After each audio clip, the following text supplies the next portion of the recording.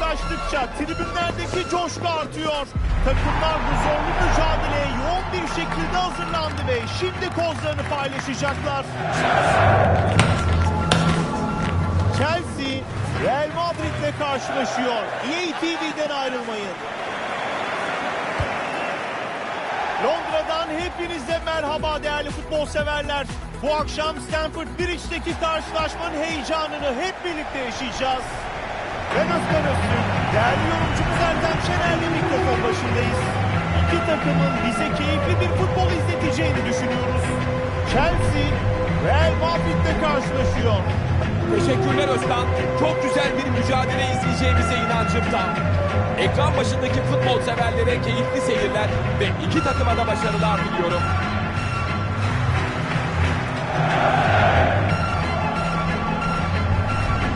Bu mücadelede birçok önemli isimler dökecek. Fakat alma hiç kuşkusuz ayrı bir dikkatle takip edilecek.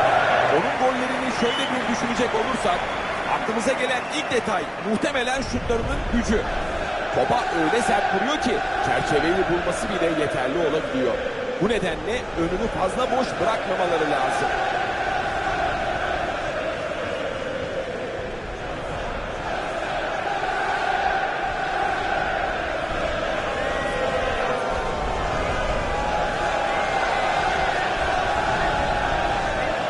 Ve Chelsea'nin ilk 11'ine geçiyoruz. Kalede Robert Sanchez, Marco Correa ve Reece James bek mevkiinde. Hücumdaysa Joao Pedro var.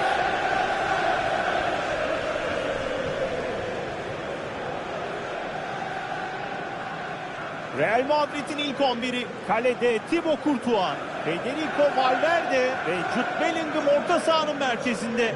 Hücumdaysa Vinicius Junior ve Kylian Mbappe var.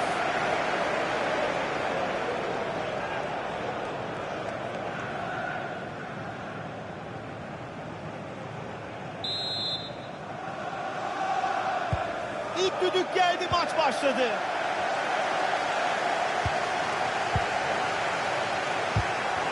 Rakibine yerinde bir müdahale yapıyor.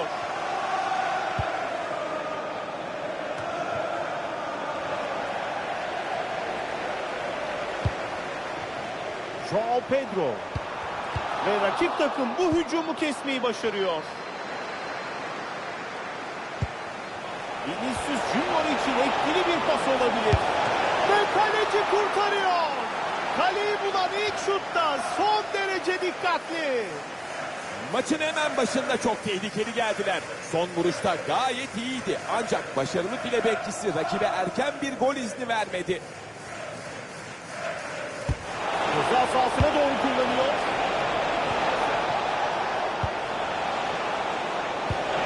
Güzel bir pasla takımını hücuma çıkarıyor. Arda Güler vurursa gol olur. Ve bu top kalecinin kucağına gidiyor. Malo Gusto.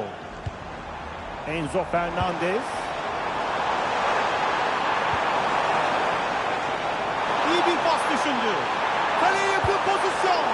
Harika bir savunma örneği. Tehlike giderek büyüyordu. Savunma dikkati elden bırakmadı.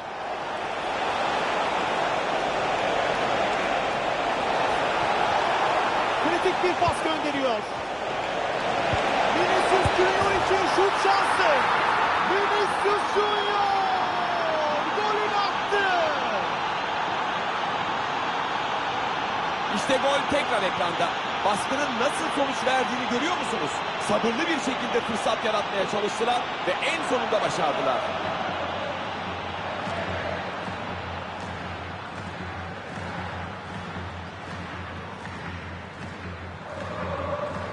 Santra yapılıyor ve skor 1-0.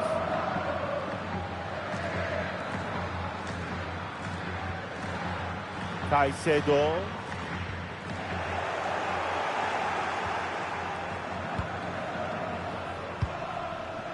Mbappe.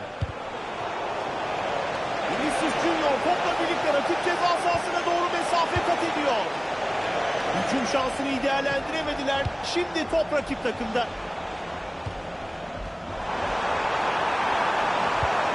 Caicedo. Pas verebileceği takım arkadaşları var. Ceza sahasının içine doğru bir orta. Hücumu tam geliştiremeden topu rakibe kaptırdılar. Takımca baskı sonuç veriyor ve top taca çıkıyor. Orta için uygun bir fırsat. Ve top dışarı çıktı. Taç atışı Chelsea'nin. Palmer. Beraberlik golü atmak için büyük bir şans yakaladı ama atamadı. Bunu atsa belki de her şeyi sıfırdan başlatacaktı.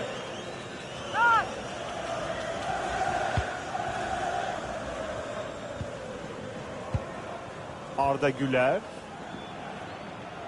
Biraz baskı altında. Jude Bellingham. Bellingham rakip kaleye doğru topu taşıyor. Mbappe gelin ortayı bekliyor.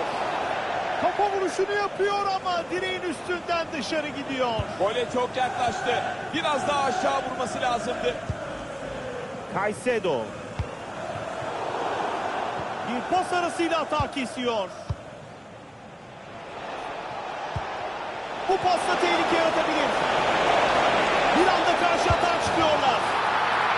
Ve top ağlarda. Fark 2'ye çıkıyor. Maçın başında fırtına gibiler. Gole bir kez daha bakalım. Çalışılmış bir kontratak izlediğimizi düşünüyorum. Ardından kaleciyle birebir kalan oyuncu şık bir ayak içi vuruşla güzel bir gole imza atıyor. Marc Cucurella. Chelsea baskısını artırıyor. Rakibine şut şansı tanımadı ve uzaklaştırdı. Nefis bir müdahale. Bakalım kontrata başlatabilecekler mi? Vinicius Junior gol atacak mı? Gol, gol, gol! Maçın başında fark 3'e çıkıyor. Fırtına gibi esiyorlar.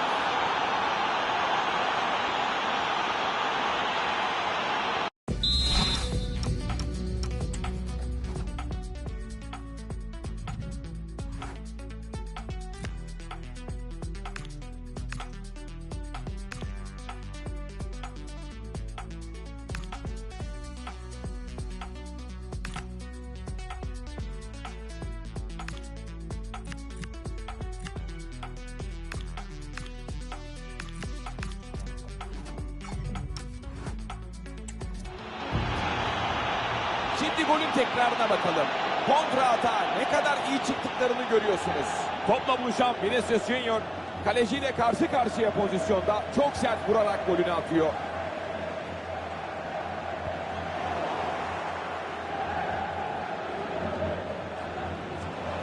Arda Güler.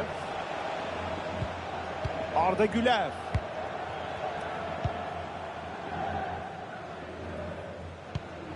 Ve Arda Güler topu aldı.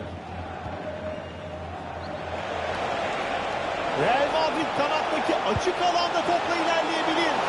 Mbappe gol pozisyonunda. Gol! Fark giderek açılıyor. Ve bu golle 4'e çıkıyor. Ve skor 4-0 oldu. Malo Gusto. Caicedo.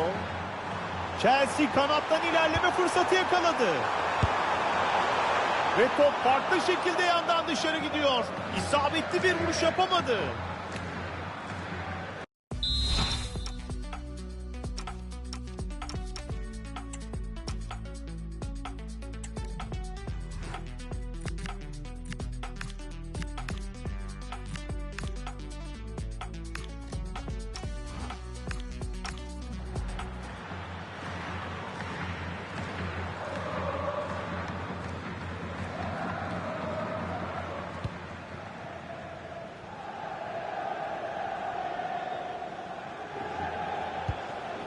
Huysen, Rüdiger, Courtois, Bellingham top kaybı yaptı. Valverde, Jude Bellingham. Bellingham etrafında çeşitli pas opsiyonlarına sahip. Atak kesiliyor ve top şimdi rakip takımda. Enzo Fernandez.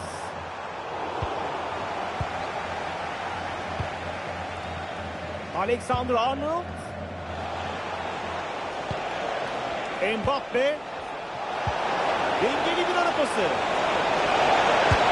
Kaleciden bu topa yumruk geliyor.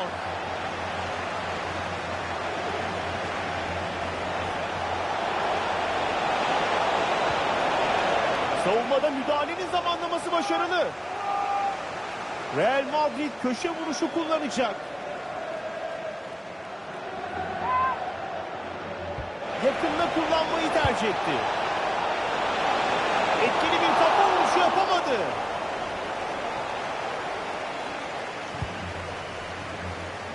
Joao Pedro. Pedro Neto.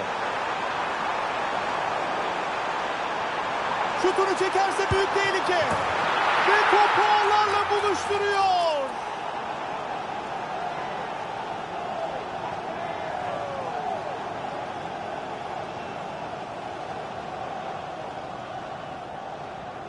Şimdi golü bir kez daha izleyelim. Açıkçası yakından çok kolay bir gol gibi gözükebilir. Ama aslında bunu da tamamen o noktada bulunmasına borçlu.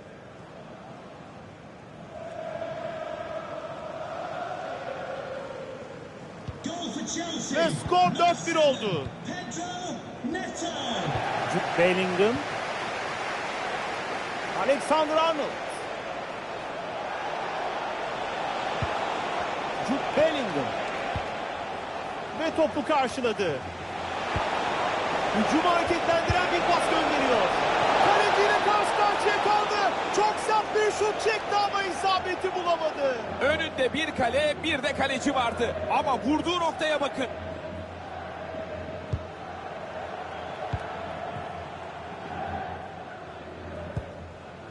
Malo Gusto.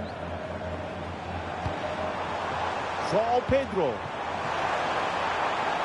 Güzel bir pasla takımını hücuma çıkarıyor. Chelsea top kaybı yapıyor. Muhtemel bir kontratak. Ani bir fırsatla rakip kale ilerliyor. Ve bu kontradan elleri boş dönüyorlar. Karşı hücuma çıktıklarında süratleriyle ne kadar tehlikeli olabileceklerini gördük. Daha iyi bir son vuruşla golü bulmaları işten bile değil. Pedro Neto. Büyüyebilecek bir tehlikeyi faulle engellemiş oldu. Kart çıkma ihtimali yüksek.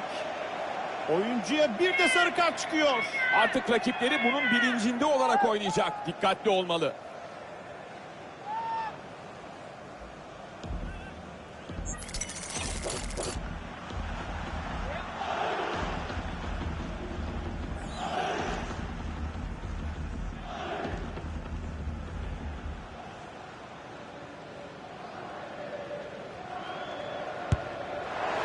Uzaklardan serbest vuruşu kaleye göndermek istedi ama farklı şekilde ıskaladı. Kaleye vurmak yerine takım arkadaşlarını düşünebilirdi Özkan.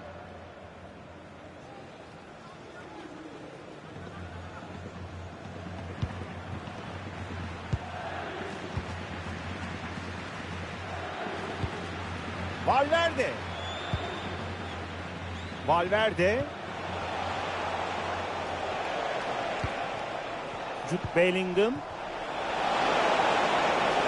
Ve rakibini geçti. Rakibin tehlikeli atağını faul yaparak kesti. Bu pozisyonda kart çıkabilir. Ve bu pozisyon için sarı kart çıkıyor. Bu kararın pek tartışılacağını sanmıyorum.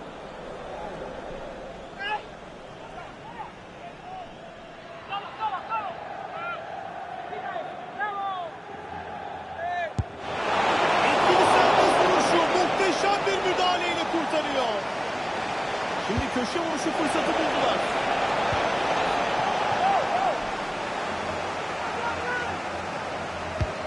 Arda Güler köşe vuruşundan içeriği düşündü. Kritik bir pas gönderiyor. Çok iyi kurtardı.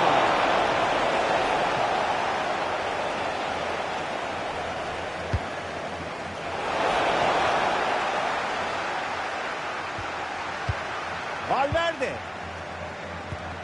Tehlike yaratabilecek bir pas. Ve bu atağın gelişmesine izin vermiyorlar. Savunma iyi pozisyon aldı ve rakibin atağını kesmeyi başardı.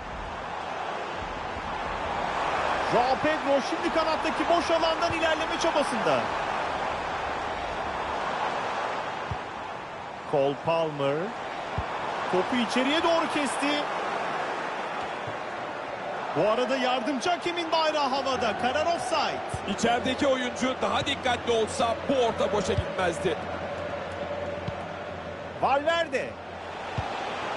Jude Bellingham. Bu arada offside kararı geliyor.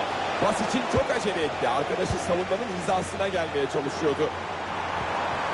Pozisyon yaratabilecek bir pas geliyor. Palmer şutunu çekebilir. Ve top ağlara gitti.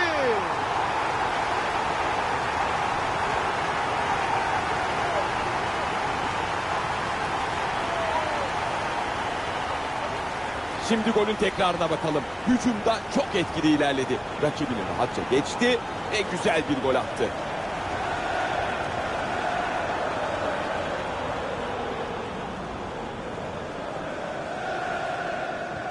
Ve durum 4-2'ye geliyor. Valverde. Rüdiger. Arda Güler. Hücum geliştirmeye yönelik paslarla ideal pozisyonu bulmak istiyorlar. Sabırlı bir şekilde paslaşmaya devam ediyorlar. Bellingham pas düşündü ama olmadı. Topu oradan çıkarması lazım. Pedro Neto. Chelsea topun hakimiyetini kaybediyor.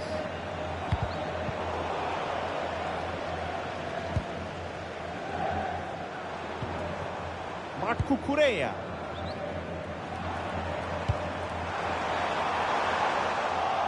Bu müdahaleyle rakibin atağını kesiyor.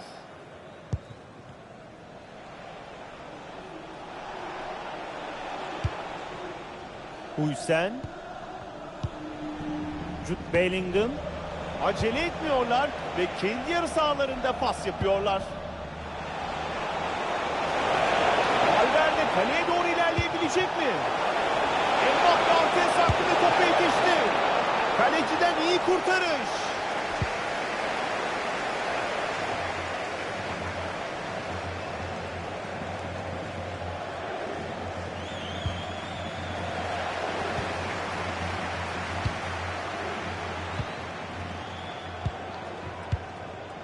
Huysen.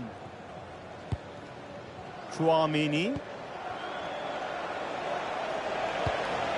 Bellingham tehlikeli bir ara pası gönderdi.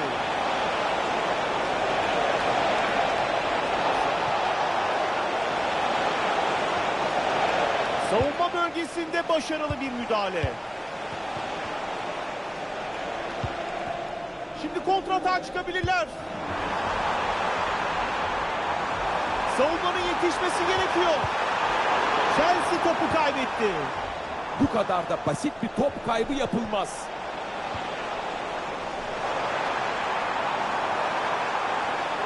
Şimdi tehlike yaratabilir. Topu ayağında tutuyor ve uygun anı bekliyor. Courtois süper bir kurtarış yapıyor.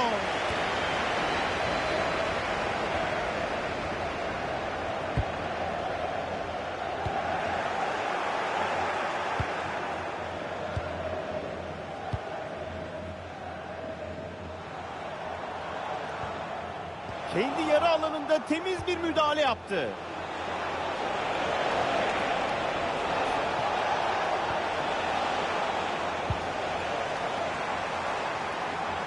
Chelsea kanattan ilerleme fırsatı yakaladı. Palmer için güzel bir pas. Şimdi takımına umut verebilir. Kaleci bu topu kolaylıkla kontrol ediyor. Valverde.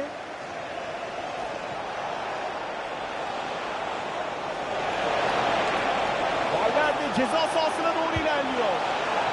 Harika bir müdahaleyle topu kaptı. Şimdi korner kullanacaklar. Arda Güler ceza sahasına doğru gönderdi. Ve bu fırsat kaçıyor. Tchouaméni. Tchouaméni. Ve şimdi rakibin arkasında bıraktı.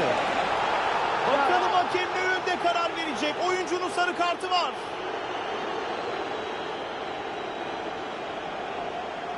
Ve evet, daha önce sarı kart görmüştü. İkinci sarı ve kırmızı kart çıktı. Hiç dikkatli davranmadı ve takımını zor durumda bıraktı. En azından sarı kartı gördükten sonra faul yapmaktan kaçınmalıydı.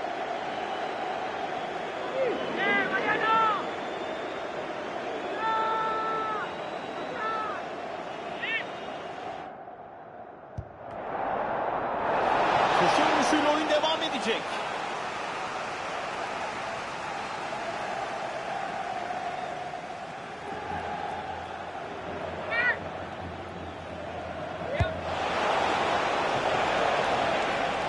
Kritik noktada rakibin pasını kesiyor. Şimdi fırsat yaratabilir. Bu topu kurtardı.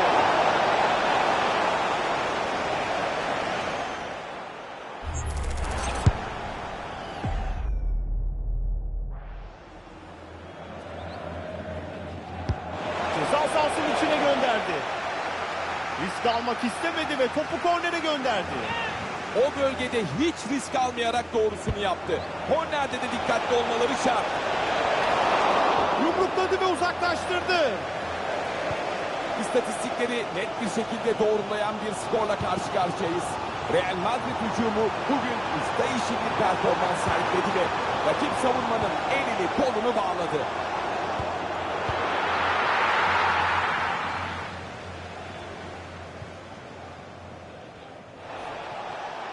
Ve bir anda top kontrolünden çıkıyor.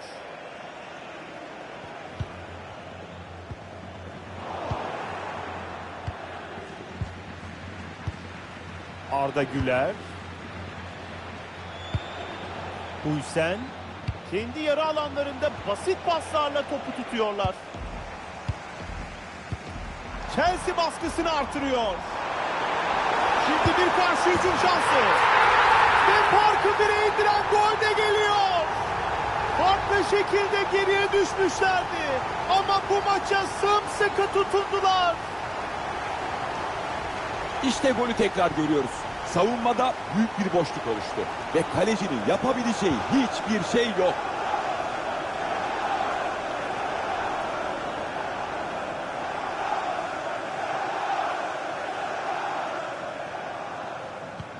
Ve oyun yeniden hareketleniyor. Chelsea şimdi bir gol geride ve ivme yakalayabilir. Arda Güler. Yakınında pas verebileceği arkadaşları var. Bellingham bu topla buluşabilir. Ve topu riskli bir noktaya uzaklaştırıyor. Vinicius Junior şutunu çekti. Ve kaleci kurtarıyor.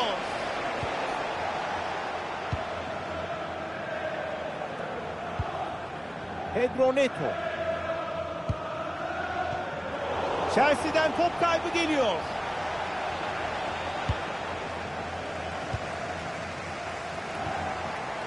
Enzo Fernandez.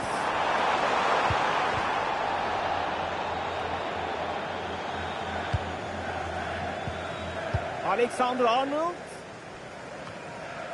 Jude Bellingham. İşte bir kontra şansı. Mutlak pozisyonda inanılmaz bir kurtarış yapıyor. Doğru reaksiyonu vermek için çok kısa bir süresi vardı ama başardı. Topu içeriye doğru kesti. Kafa vuruşu az farklı üstten dışarı gidiyor. Güzel bir orta geldi ama iyi değerlendiremedi. Pedro Neto. Topun kontrolünü sağlayamadılar. Orta sahada arka arkaya gelen top kayıpları. Yardımcı hakemin bayrağı havada. Pozisyon offside. Arkadaşına birkaç saniye daha verse offside'dan çıkmak üzereydi. Chelsea topu kaybetti. Kontra için uygun bir fırsat. Pasın hedefinde Alexander Arnold var. Bir gol öndeler ve şimdi sabırla paslaşıyorlar. Hücum bölgesinde fırsat yaratabilirse tehlike olabilir. Ve bu topu hatasız biçimde kontrol ediyor. Pedro Neto. Topun kontrolü karşıya geçiyor.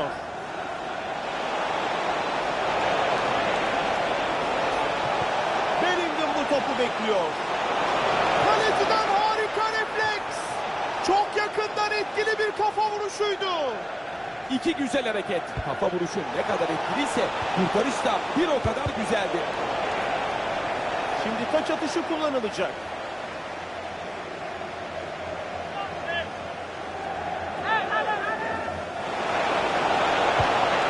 Real Madrid önemli bir köşe vuruşu kullanacak. Farkı artırabilirler. Tam üzerine geldi ve kurtardı.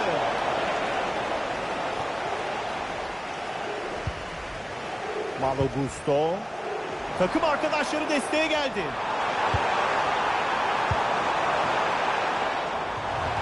Ve top sahayı terk ediyor. Chelsea taç kullanacak.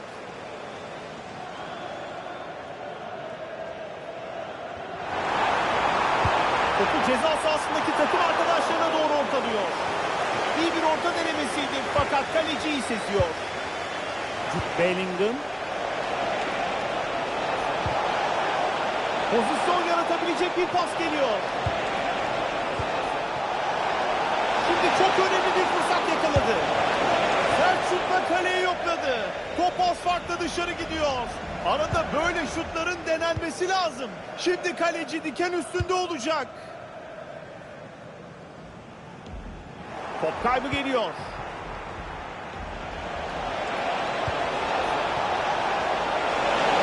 Vinicius Junior. Kaleci bu topa iyi müdahale ediyor.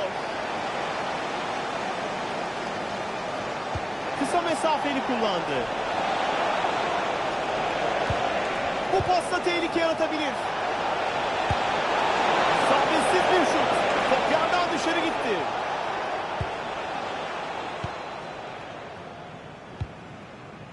Malo Gusto. Ve dördüncü hakem tabelayı gösterdi. En az 4 duraklama dakikası oynanacak. Atarsa skoru eşitler. Kaleci kurtardı. Çok net bir gol kaçtı. Bu kurtarışı her kaleci yapamaz Özkan. Refleksleri olağanüstü. İyi pozisyon aldı ve topu karşıladı. Şimdi karşı hücum yapabilirler. Savunma yerleşemezse tehlike büyüyebilir. Ve bu şutu güzel kurtarıyor. Real Madrid için belki de farkı artırma şansı. Köşe vuruşu kullanıyorlar. Kaleci müthiş atladı ve bu topu kurtardı. Ceza sahasına derin bir top gönderdi. Riskli bir şekilde uzaklaştırdı. Ve bu toptan faydalanamadılar. Caicedo. Pedro Neto. Ve rakip takım bu hücumu kesmeyi başarıyor. Tam zamanında topu kaptılar. Bu atak etkili olabilirdi. Önemli bir kontra şansı. Ve gol! Hat-trick oldu. Hat-trick!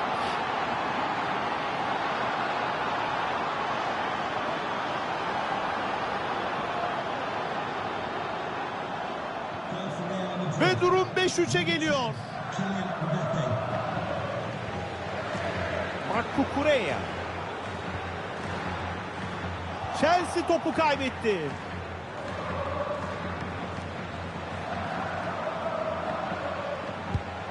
Rüdiger. Arda Güler. Huysen. Şimdi kendi yarı sahalarında paslaşarak biraz zaman oynuyorlar. Kilidi açabilecek bir pas gönderiyor.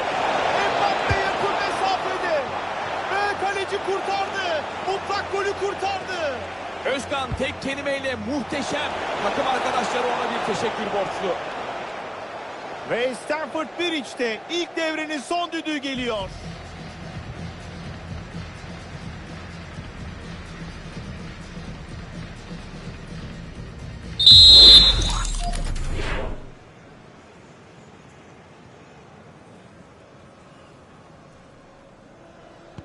Ve maçın ikinci yarısı başladı. Real Madrid bu yarıda nasıl bir oyun planıyla sahada olacak bakalım. Rakip oyuncuyu geçmeyi başardı. Vinicius Junior için şut şansı. Ve maçtaki 3. golü atıyor. Hat-trick yaptı. Gole bir kez daha bakalım. İlk pozisyonda bir rakibini çalımlayan oyuncu tehlikeyi iyice büyütüyor. Ardından topla buluşup kaleciyle karşı karşıya kalan Vinicius Junior çok sert bir vuruş yapıyor ve kaleciyi çaresiz bırakıyor.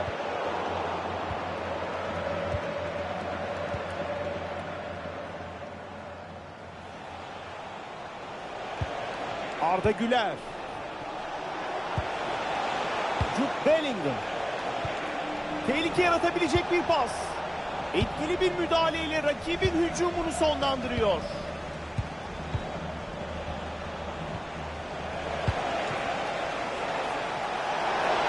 Ve topu rakibe kaptırıyorlar. Önemli bir fırsattı.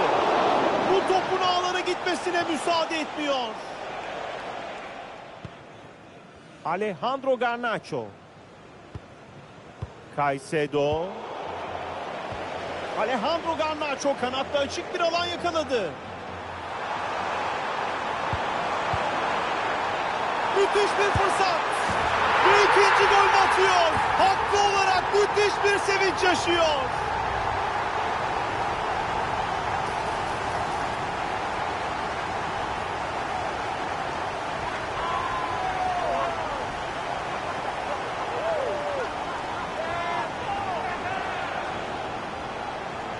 Gördüğünüz gibi çok doğru bir yerde duruyor. Ve yakın mesafeden kendisi için kolay denilebilecek bir vuruşla topu ağlara gönderiyor.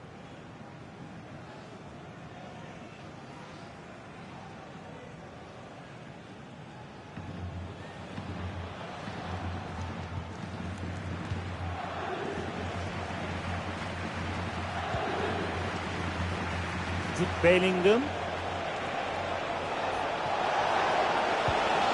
Müdahalesini yaparak ön alanda topu kazandı. Alejandro Garnacho. Ve şimdi karşı atağa çıkabilirler.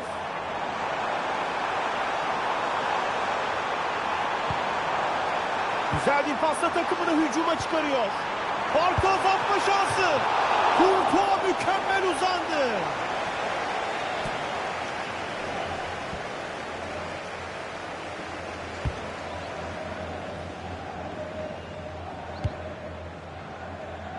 Enzo Fernandez. Etkili bir pas olabilir. Savunmada iyi müdahaleyle topu kapıyor.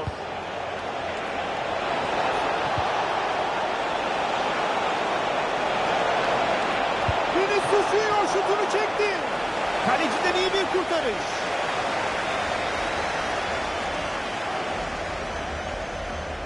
Kısa bir top gönderdi. Mutlak gol şansıydı. Fakat topu oyun alanında tutamadı. Gole çok yakınlardı fakat top bir anda dışarı çıktı. Alejandro Garnacho.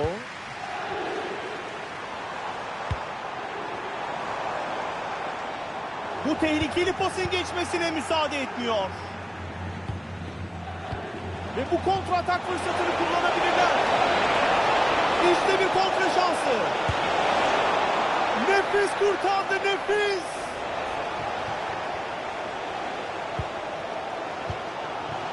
Enzo Fernandez. Caicedo. Chelsea baskısını artırıyor. Topun gittiği yerde Enzo var. Ve ceza sahasında kritik bir müdahale yapıyor. Mbappe harika bir ara pası gönderdi. Vinicius Junior. Kaleciyle karşı karşıya kalıp sert bir şut çekti. Ama çerçeveyi bulamadı.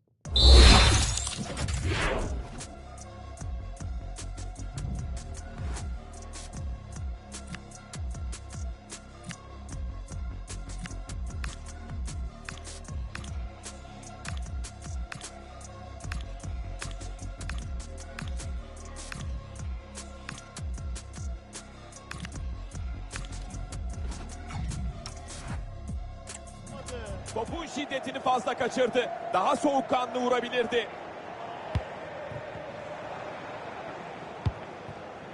Joao Pedro. Şimdi etkili bir müdahale geliyor. Şimdi karşı hücum yapabilirler.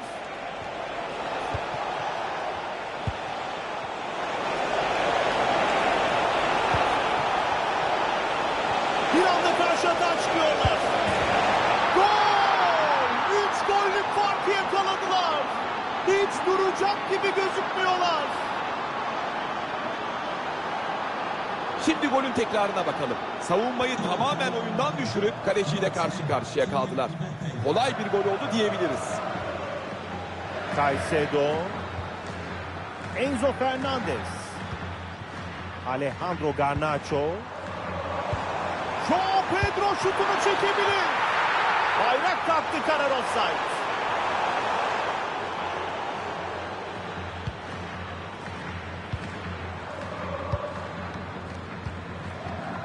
Alexander-Arnold. Vinicius Junior. Aradan iyi bir top. Yakın mesafeden gol izni vermiyor. Mutlak golü önledi. Takım arkadaşları da şaşkın ve şimdi ona teşekkür edecekler. Hücum fırsatı yaratabilecek bir pas. Kaleciden iyi kurtarış. Derinlemesine bir top gönderdi. Ve bu topu hatasız biçimde kontrol ediyor. Alejandro Garnacho. Enzo Fernandez.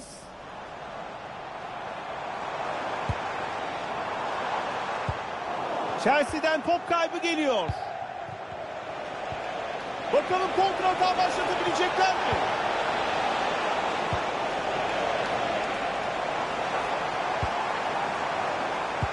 Palmer takım arkadaşını boş alan hareketlendirdi.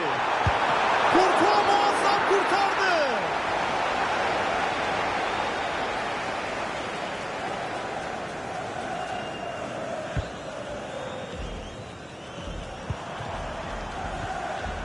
Ve savunmada bu müdahaleyle topu rakipten alıyor. Valverde kanattaki boşluğu değerlendirmek istiyor. Ceza sahasına doğru orta tehlikeli olabilir. Topu istediği gibi uzaklaştıramadı. Ve bu müdahaleyle atak sona eriyor. Şimdi kontratağa çıkabilirler. Umut vadeden bu kontratak kesiliyor.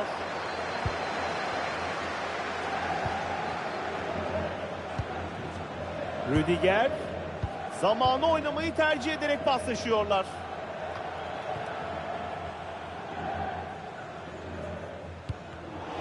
Chelsea topu kaybetti. Arda Güler uygun durumdaki takım arkadaşlarına pas verebilir. Bu pas etkili olabilir. Joao Pedro golü atacak mı?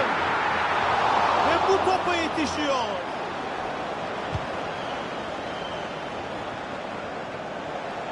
Ve normal sürede son yarım saate giriyoruz.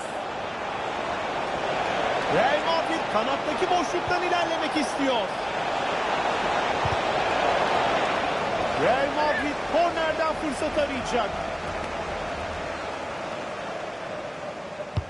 Ceza sahasına doğru kaleci bu topu rahatlıkla kontrol etti.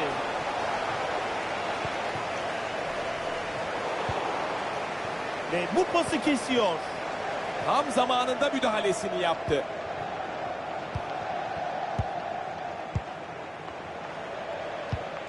Jude Bellingham. Alexander-Arnold. Pozisyon yaratabilecek bir pas geliyor. Bir anda uygun pozisyon yakaladı. İnanılmaz. Birebir pozisyonda mutlak golü önledi. Kesinlikle. Belki başka bir kaleci olsa bunu kurtaramazdı. Ve bu şuta engel oldu. Ve bir kez daha korner kullanılacak. Ve topu kaybederek bu hücumdan eli boş dönüyorlar.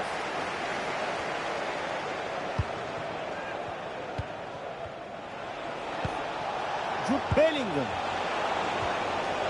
Temiz bir müdahale yaparak rakibin atağını durdurdu. Joao Pedro. Bu aradan harika gördü. Ve bunu da attı. Maçtaki ikinci golünü kaydediyor.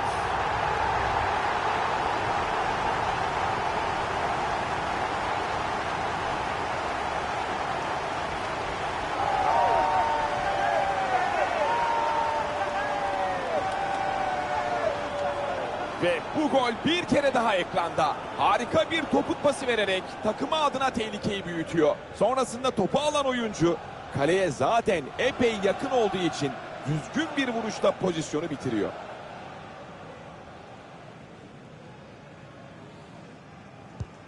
Bol gollü muhteşem bir maç izliyoruz. Alexander-Arnold. Jude Bellingham. Bellingham topla birlikte ilerleme fırsatını değerlendiriyor. Bellingham vurursa gol olur. Toprak pozisyonda inanılmaz bir kurtarış yapıyor. Doğru reaksiyonu vermek için çok kısa bir süresi vardı ama başardı. Ve topu ceza sahasına doğru ortalıyor. İyi bir orta düşüncesi fakat kaleciden başarılı bir müdahale geliyor. Ve rakip oyuncu araya girdi. Alexander-Arnold. Valverde. Şimdi önde oldukları için risk almadan top çeviriyorlar. Top dışarıda. Chelsea taç kullanacak. Enzo Fernandez. Cole Palmer. Palmer takım arkadaşını aradan gönderdi. Ara pasında isabet yok. Rakip araya giriyor.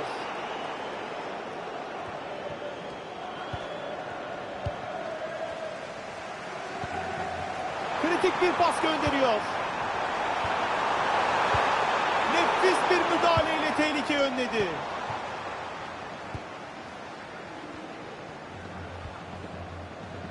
Şimdi kontraya çıkabilirler. Aradan güzel bir pas gönderiyor.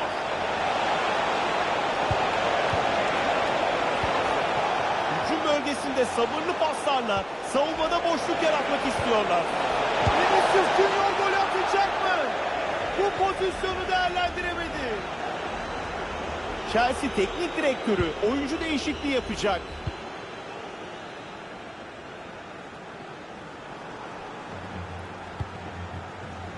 Ve rakip araya girip topu kazandı.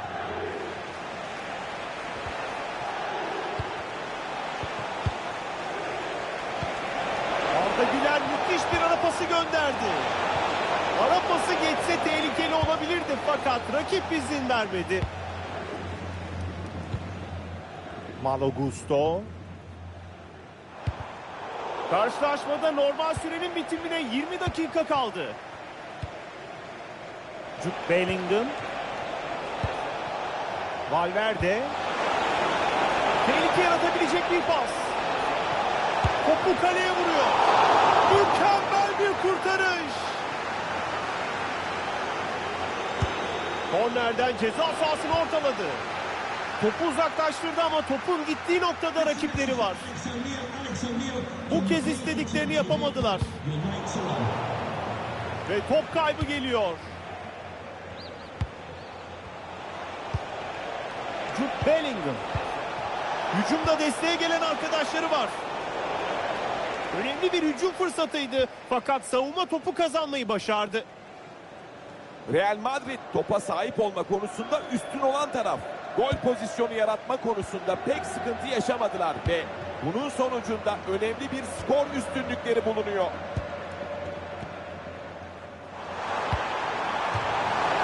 Ve top dışarıda, taç. Chelsea kullanacak. Cole Palmer.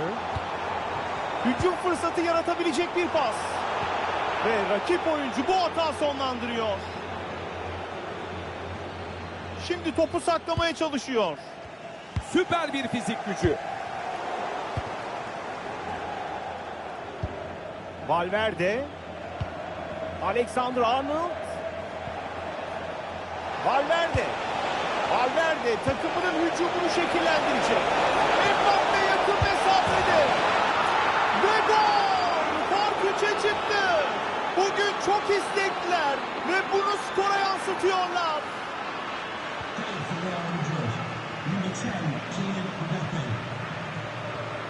Alejandro Garnacho. Cole Palmer. Alejandro Garnacho. Kendi yarı alanında temiz bir müdahale yaptı.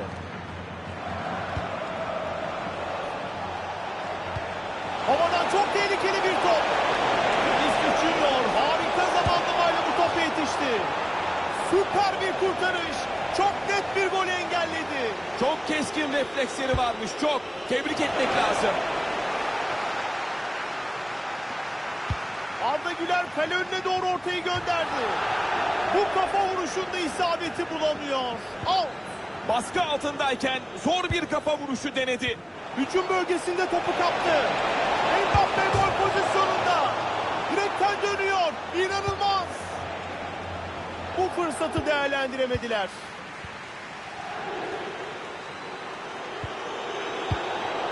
Chelsea'den top kaybı geliyor.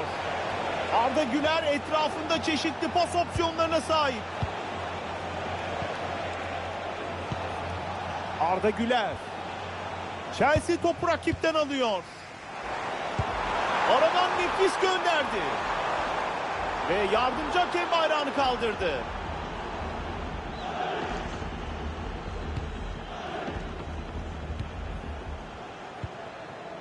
Carvajal. Arda Güler.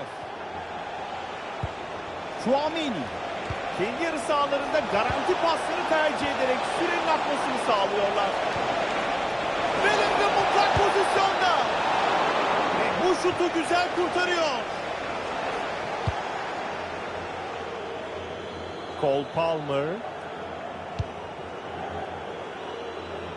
Yerden pas denemesinde topu az farkla dışarı gönderiyor. Taç.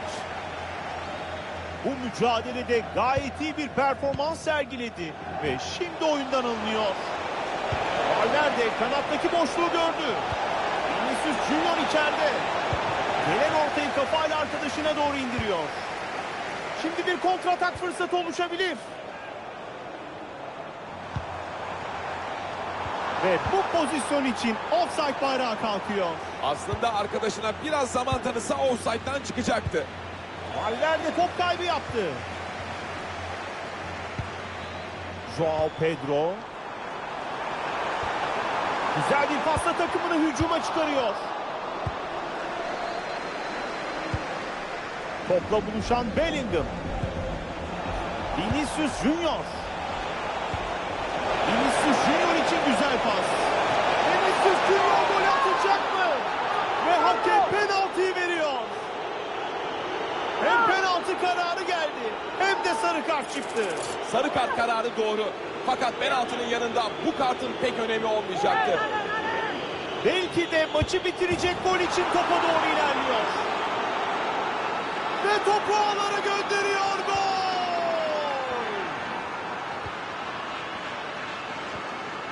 Cole Palmer. Alejandro Garnacho. Alejandro Garnacho. Yerinde müdahaleyle topu rakipten alıyor. Müdahalesi doğrudan rakibine temas ediyor. Kart beklentisi var.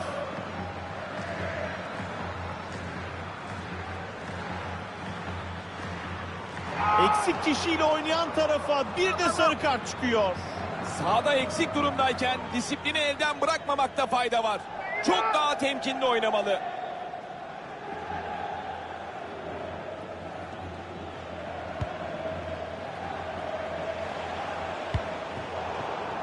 Ve bu pas istediği yere gitmiyor. Korner kararı geliyor. Real Madrid teknik direktörü oyuncu değişikliği yapacak. Kornerden topu içeri kesti. Bu pasla hücumu harekete geçiriyor. Rakibin önemli hücum fırsatını faulle engelliyor. Bu pozisyon için kart çıkabilir. Bu arada sarı kart çıkıyor. Evet, tartışılacak yeri olmayan bir karar.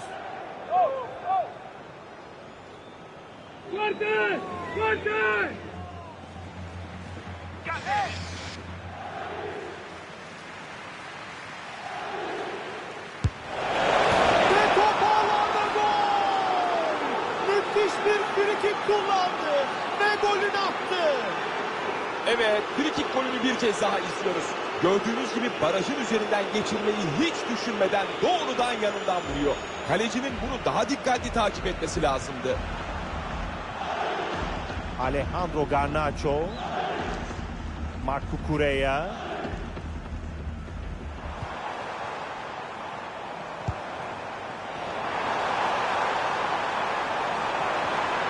tehlike yaratabilecek bir pas.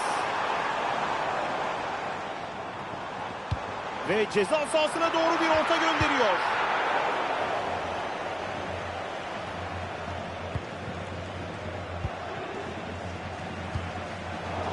Chelsea topu kaybetti.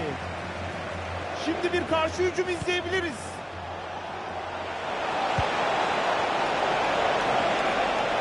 Carvajal mutlak pozisyonda. Topu istediği gibi uzaklaştıramadı. Etkili bir pas olabilir.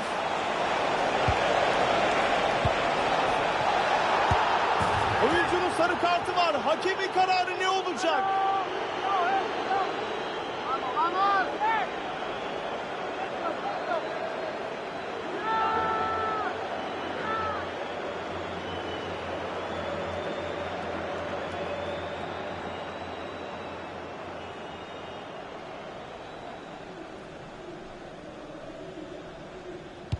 Frikikten topu ceza sahasına doğru ortaladı.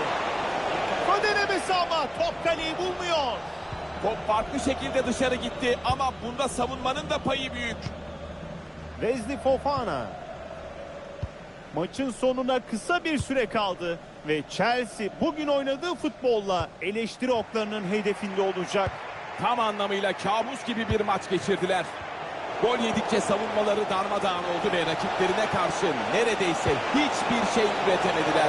Bu arada tehlike büyüyebilir. Top ağlarda gol! Bir gol daha geliyor. Fark tarihi bir noktaya doğru gidiyor.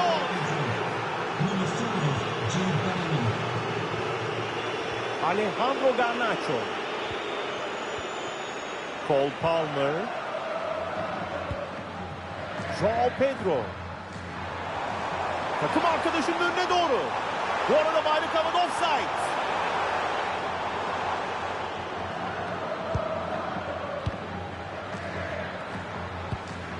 Rüdiger.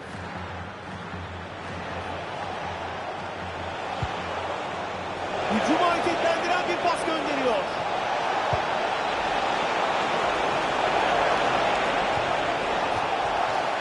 İkinci sarı kart çıkabilir. Gözler hakemin vereceği kararda.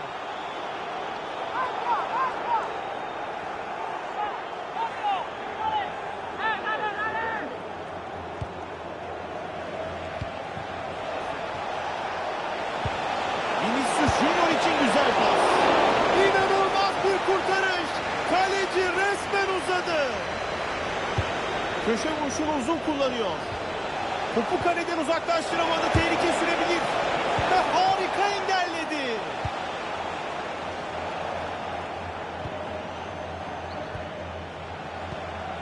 Arda Güler. Carvajal.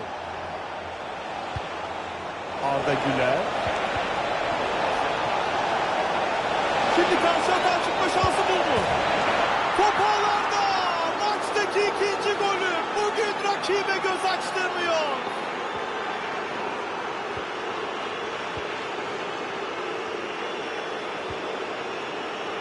Chelsea kanattan ilerleme fırsatı yakaladı. Ve hücumda bir anlık hata sonrası top rakip takıma geçiyor.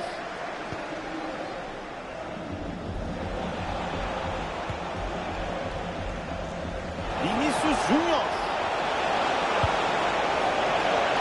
Müsait pozisyon. Kaleciden iyi bir kurtarış. Uzun bir köşe vuruşu kullanıyor. Ve tehlike büyümeden sona eriyor. Kendisini karşılayan oyuncuyu geçiyor. Ve top oyun alanından çıkıyor. Taç kullanılacak. Malo Gusto. Joao Pedro. Hücumda desteğe gelen arkadaşları var. Dengeli bir ara pası.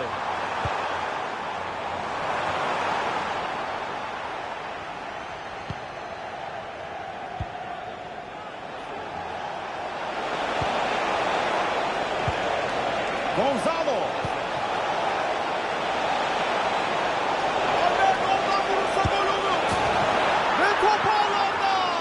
Gollerin ardı arkası kesilmiyor. Rakip takım için gurur kırıcı bir durum.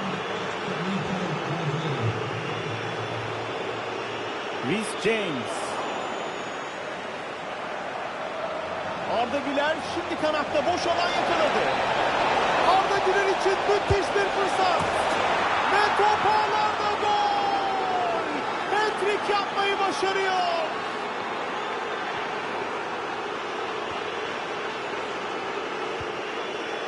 Alejandro Garnacho. Chelsea topu ani bir kontratak şansı. Şut şansı devam ediyor. Kaleciyle karşı karşıya kalıp sert bir şut çekti ama çerçeveyi bulamadı. Topun şiddetini fazla kaçırdı. Daha soğukkanlı vurabilirdi. Robert Sanchez. Robert Sanchez.